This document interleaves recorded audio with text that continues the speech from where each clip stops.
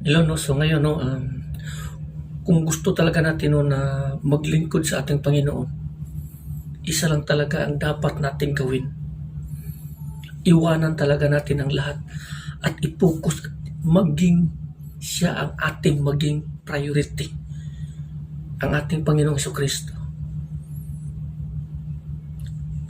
Ito talaga yung nakikita ako noong sinabi ni Apostol Pablo kay Timoteo na make yourself pure, maging matuwid, malinis. Kasi kung dito kasi sa mundong ito, paano tayo magiging pure or magiging malinis sa paningin ng ating Panginoon? Kung kaliwat kanan, harapan at sa likuran, lagi tayong binabato ng mga temptation, mga movies, kasamaan sa paligid, mga temptation sa bawat paligid, kakulangan sa mga ganito ganyan, sa pagnanasa sa mga ganito, sa kagustuhan or desire sa lahat ng bagay na ginusto natin makamit or maabot. Paano tayo magiging pure sa mga ganito? Pero may isang Panginoong Jesucristo tayo na namatay sa cross para sa patawaran ng lahat ng tao. Nang dahil sa kanyang dugo, tayo ay nilinis. Dahil maliban sa dugo, ang tao hindi talaga mapapatawad sa kasalanan. Kaya nga sinasabi ng ating Panginoon Jesucristo dito, di ba? If you follow me, take up your cross. Kung gusto nating sumunod sa Kanya, pasanan natin ang cross.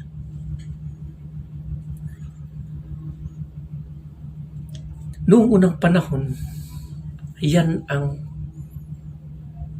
cross. Yung ginawa nila no na parusa para sa mga taong kriminal, magnanakaw o anuman.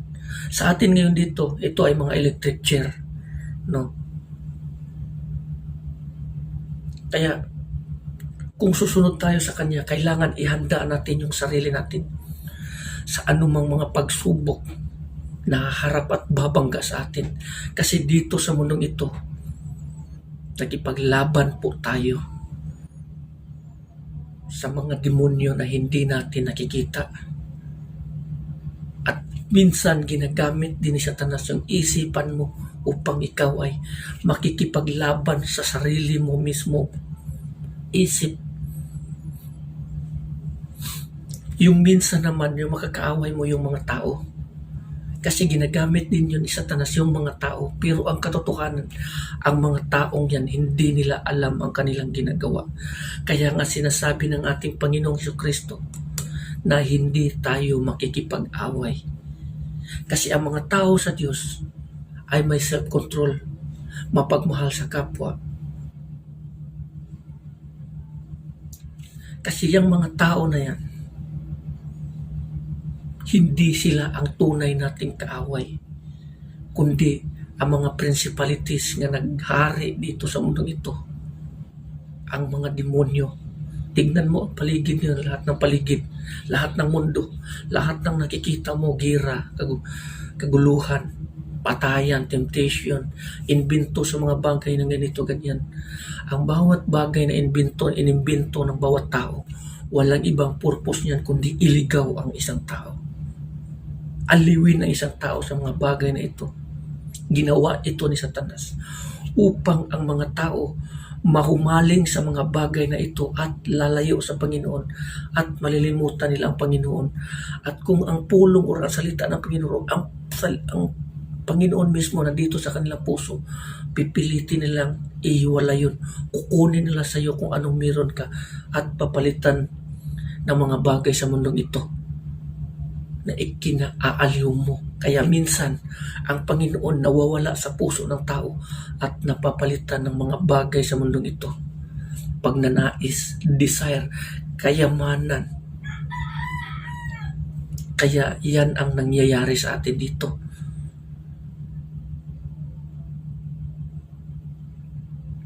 Huwag sana natin itong gawin no? Kasi pagdating ng araw, kukunin ng Panginoon kung ano man yung meron ka. Paano kung wala sa iyo yung hinahanap ng Diyos? Ano mangyayari sa tao? Huwag nating sayangin ang pagkakataong ito.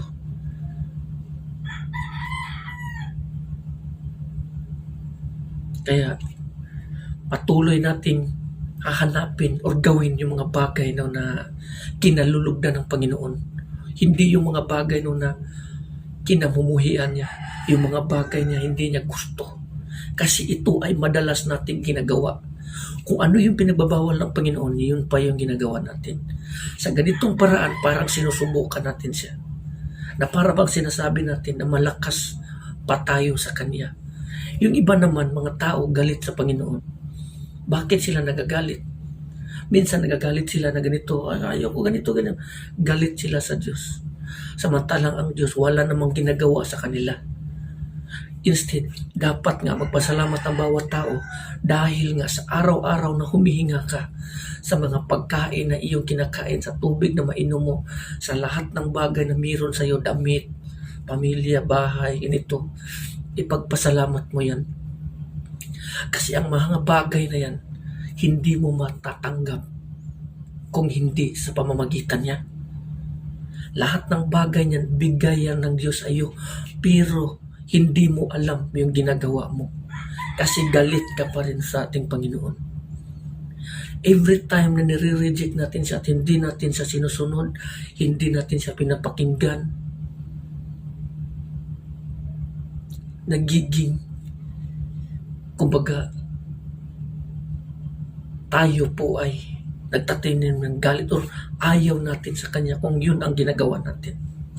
Galit tayo sa Kanya kung yun ang ginagawa natin. Kung patuloy tayong nakapiring dito sa mundong ito,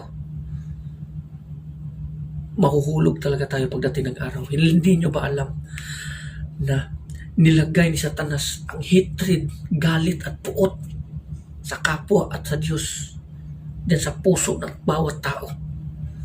Na magalit ka sa tao, magalit ka sa kapwa, magalit ka sa Diyos every time na maririnig mo siya. Maririnig mo ang salita niya, maririnig mo ang pangalan niya. Every time na magkaroon ka ng galit sa Diyos at sa tao, si Satanas tuwang-tuwa sa iyo. Kasi nga, ginagamit ka ni Satanas at sinusunod mo naman ang utos niya, ang salita niya. Sige, magalit ka sa kanila na ganito, ganyan, magalit ka. Tapos ikaw naman nagpadala, nagalit ka. Tuwang-tuwa siya, the same din na magawa ka ng kasalanan sa bawat tao. Sige, ito ganito, gawin mo ito sa kanya, na ganyan.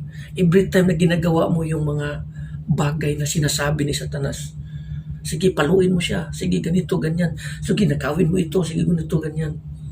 Sige, linlangin mo ito. Gawan mo siya ng ganito, ganyan. Lagyan mo ng mga bato yung mga bag niya. Kunin mo yung ganito, ganyan. Every time na sinusunod mo ang bulong o utos ng demonyo sa iyo, ikaw ay followers ni Satanas. Isa ka sa mga follower niya. Siya yung nagiging Diyos mo. At pagdating ng araw, ma-realize mo kung gaano kapait ang pagtalikod mo sa Diyos upang susunod ka sa yapak ni Satanas at sa utos ni Satanas. Ma-realize mo kung gaano kapait yun. Kaya nga namatay ang ating Panginoong Jesucristo dito sa krus, pinadala siya ng ating Diyos upang ang lahat ng tao magkaroon ng daan patungo sa kaluwalhatian ng ating Ama. Kasi sa pamamagitan ng ating Panginoong Jesucristo, makakapunta tayo sa ating paroroonan. Kasi si Kristo at ang Ama ay isa. Gaya ng sinabi niya, before Abraham, I am. Pero maraming mga tao na hindi naniniwala sa Kanya. At patuloy pa rin ito nare-reject. Huwag tayong magiging hangal o mabugbulag-bulagan sa mga bagay na ito. Kasi pagdating ng araw, kung tayo ay magiging inosente sa mga bagay na ito, tayo rin ang magsasuffer sa mga maling desisyon o gawa natin. Ayon nga sinasabi dito sa kasulatan, di ba? Ng ating Panginoon dito sa sulat ni Hosea, na ang taong lack of knowledge ay mahuhulog talaga sa kapahamakan. Kukulangan sa kaalaman ay mapaparusahan pagdating ng panahon. Kung ganito tayo, kung palagi tayong nagbubulag-bulag, nakapiring ang mga mata natin para tayong lumalakad na walang patutunguhan, si Kristo ang tanging daan patungo sa Ama. Siya ang tanging tulay. Siya ang tanging daan. Siya ang pinto. Siya ang buhay. At ang ikalawang buhay. The life in the resurrection. At ang buhay muli. Siya. Sa pamamagitan niya, tayo po ay mabubuhay muli. Pero maraming mga tao pa rin na hindi naniniwala sa mga ganitong bagay kasi nga binubulag na sila sa mga bagay sa mundong ito. Naaaliw na sila sa mga bagay sa mundong ito. Na-distract, baga. Lahat ng kayamanan na ibinigay sa kanila, ayun na, doon na yung puso nila. Kasi ang sabi ng ating Panginoon, kung ano ang nasa puso mo, yun yung magpapaligaw sa atin pagdating ng araw. Kasi kung nasaan ang iyong kayamanan, andun din ang puso mo. Ganito ang katotohanan. So hanggang dito na lang, maraming salamat and God bless you.